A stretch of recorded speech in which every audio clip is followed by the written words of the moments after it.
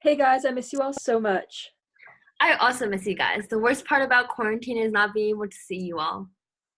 I agree. Yeah, I wonder when we'll be able to see each other in person again. Hopefully before we go to college. What have you guys been up to? Just working out and staying home. Same, I've also been vlogging. That's cool, Hannah. I've been spending time with my family. What about you, Jordan? Nothing really. I just stay home and think about how much I miss you guys. I also watch a lot of movies. I'm glad you're all doing so well. I think it's so great that all of us are taking social distancing seriously. I agree. Everyone should be doing their part to help our country. It's so upsetting how so many of our peers are not self-quarantining. I know, right? However, at least they're not protesting. That's true. Those protests are unbelievable. It's crazy how some people are so upset with having to stay at home that they're getting in the way of medical professionals doing their jobs. That's so upsetting to see. I think part of the problem is that personal freedom is highly valued in the United States. Yes, they feel as if their constitutional rights to life and liberty are being violated. I think that people are concerned about government overreach at all levels, national, state, and local. Government control and abuse of power is associated with communism, authoritarianism, and even totalitarianism. And I think that scares a lot of people. It makes sense when you consider the fact that those people have always believed in a limited government intervention. That makes a lot of sense, Hannah. However, I think the government's extensive measures are justified not to gain a stronger control of people's lives. I agree. The government should be doing what they can to stop the spread of COVID-19 because an overwhelmed healthcare system affects everyone. Yes, also, America is supposed to lead in humanity. The government can't just disregard lives they know they can save. I also think that utilitarianism isn't the best or most simple way to rule by when concerning so many factors. Everyone definitely has different opinions on this topic, but I think we as friends can agree that the government needs to put these measures in place to take control of the situation and flatten the curve. I might even say that the government wasn't doing enough at one point. I agree. These protesters are outraged at their state governments for trying to compensate for the fact that the Trump administration has not taken appropriate measures from the start. While I agree that they should have done more, that's exactly what so many people don't want. I think a lot of disregard in general has led us to our current situation. Chloe, you were saying something about the healthcare system being overwhelmed, right? Yeah, this is a novel pathogen, and as of right now, scientists have yet to create a vaccine. It's fading, and unless people start heeding to precautionary guidelines set in place, it's not going to slow down. The hospitals can't handle so many new cases in short periods of time either. A lot of this can be prevented early on if people social distance.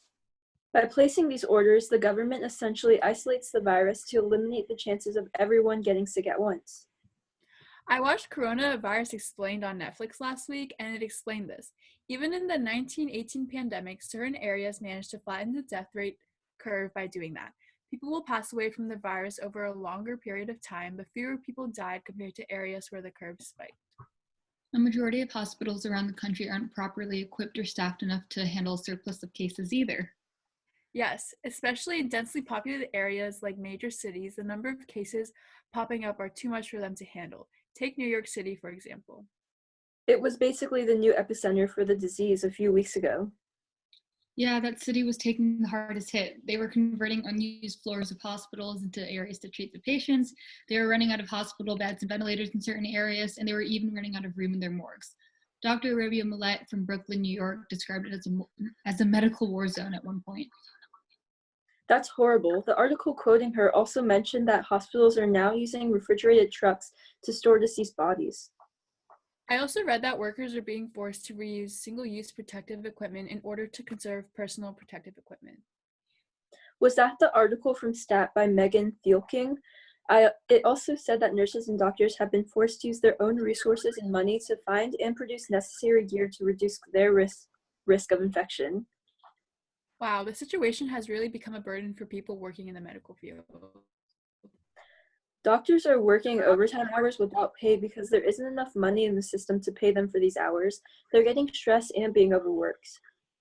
I talked to a doctor working in NYC right now. She lives in LA, but her and her fiance are in the city so that she can work as a volunteer doctor.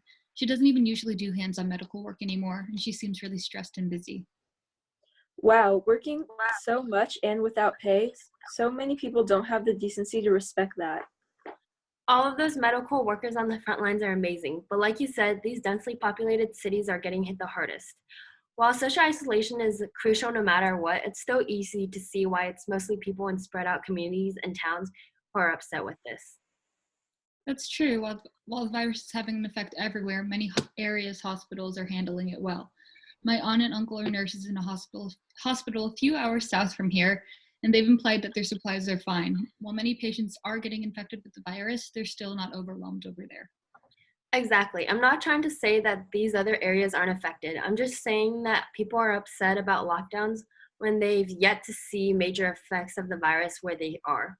It could also be because of the short flow of information. They don't know enough to realize or just to see the picture in front of them. So at this point, it seems to them as if the government is overextending its power by placing strict rules and guidelines. That's a fair point, but still, the governments are just taking precautions to ensure the safety of their citizens. And besides, viruses aren't bound by state lines. Someone in a small town could cause a spread of infection leading to a major city anyways, and it's all back on the medical workers to deal with it all. I read that some doctors had to delay certain procedures and appointments for other patients in order to lower those patients' risk of being infected. That was the Time article, right? That can't be an easy decision for them to make. This whole thing is affecting patients without the virus as well. This just increases the demand for healthcare in America with people waiting to be seen by doctors. That probably also expands the economic disparity we face in our country. Short supply and large demand will always favor those who can afford to pay more. Denying people healthcare has long been how the United States has run, but I think it's time to recognize it's a human right. Letting people die when there are ways to help them is just inhumane. Aren't Americans supposed to show compassion? Yeah, our government bodies, some more than others, don't just want us to submit to them. They want to save the lives of the constituents who have put faith in them. In fact, I read an article about healthcare recently. Mary Garish states that our government champions human rights around the world, insisting that other countries protect human rights. Oh yeah, I think I read that article. It was published by the American Bar Association. Garish also writes that the right to healthcare has long been recognized internationally. That's ironic because the United States has never recognized healthcare as a basic human right. I think this is the perfect time for our country to talk about a universal healthcare system, seeing as we suffered from our lack of testing when the outbreaks first began. As Dylan Scott from Fox News mentions, America was less prepared for a pandemic than countries with universal healthcare systems. Wow, I mean, even without the virus exposing our weaknesses, the US is known to have one of the worst healthcare systems among developed economies, again, as Scott says. Letting innocent people die solely in favor of our individual liberties would only bring more attention to our disregard for the American healthcare system. I mean, the way our nation views healthcare is obviously why we're doing so poorly. According to a statement released by the World Health Organization, the right to health has been central to their identity. Additionally, no one should get sick and die because they are poor or because they cannot have access to health services they need. I completely agree. Sadly, that seems to be a matter of opinion around here. Well, hopefully, this pandemic will change some people's minds, and we can take the first step in bettering the healthcare system.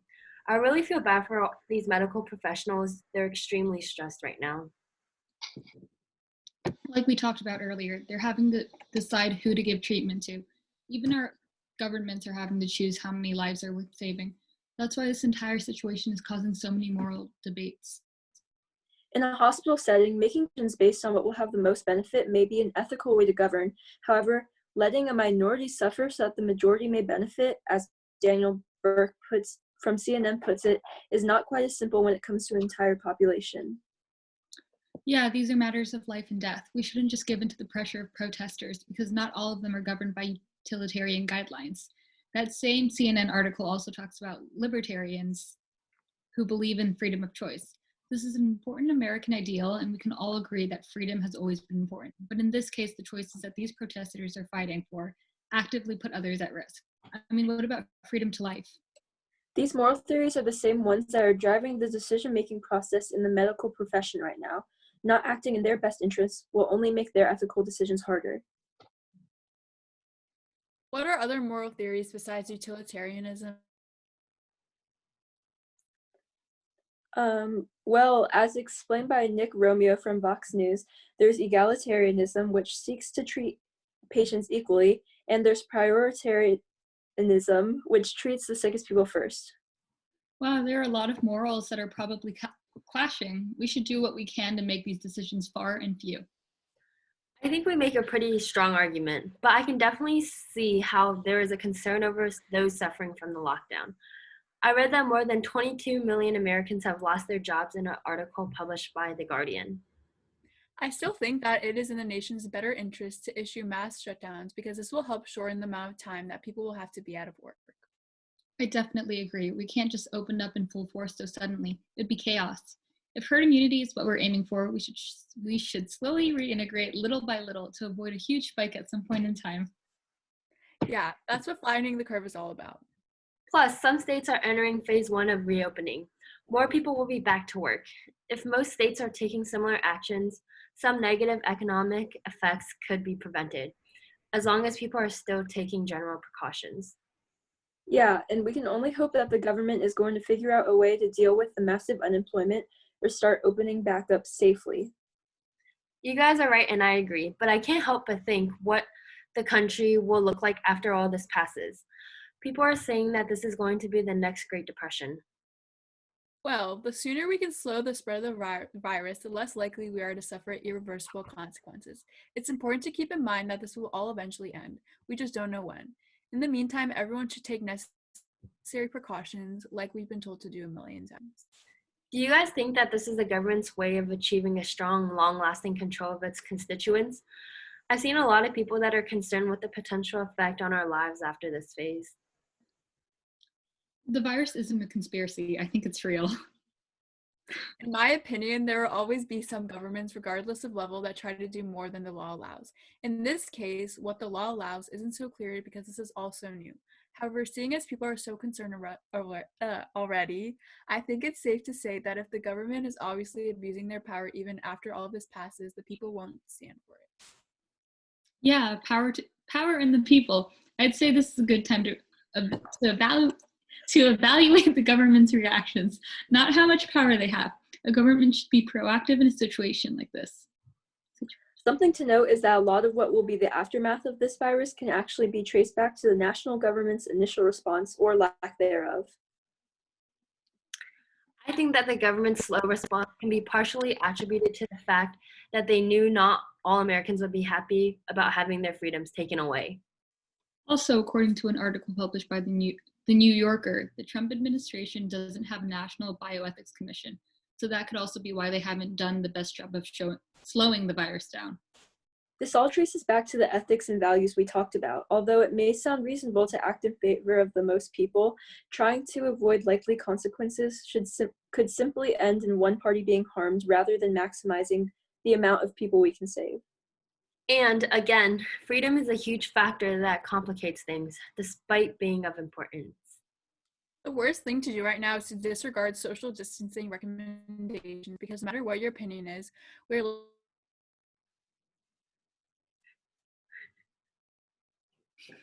Wait, what'd you say, Isabel? I couldn't hear you. We lost you there. Yeah, could you repeat that? I think we lost her again. Isabel. Just keep going. Wait, what? Sorry, what? What were you saying? We couldn't hear you. Oh, I'm sorry. My internet was unstable. I said the worst thing to do right now is to disregard social distancing recommendations because no matter what your opinion is, we're likely not fully reopening all of a sudden. It's a lot to think about, and there's constantly new information getting thrown into the mix. In the end, I think we need to trust that our governments have our health and safety on their minds when they're issuing these orders. Yeah, this shouldn't be another reason to divide our people. We need to show compassion and allow room for understanding. All these decisions made by different governments require a lot of thought, and there is a lot of thinking when it comes to all of this new information. Yeah, it definitely hurts my head. Well, in the end, I'm glad you all are safe. That was a great discussion. I'm impressed how easily we quoted all of those articles. Yes, that was cool. It's time for a second lunch. I'll see you guys at our next Zoom meeting. Yeah, I'll see you guys in 2 hours. Bye. Bye. Bye.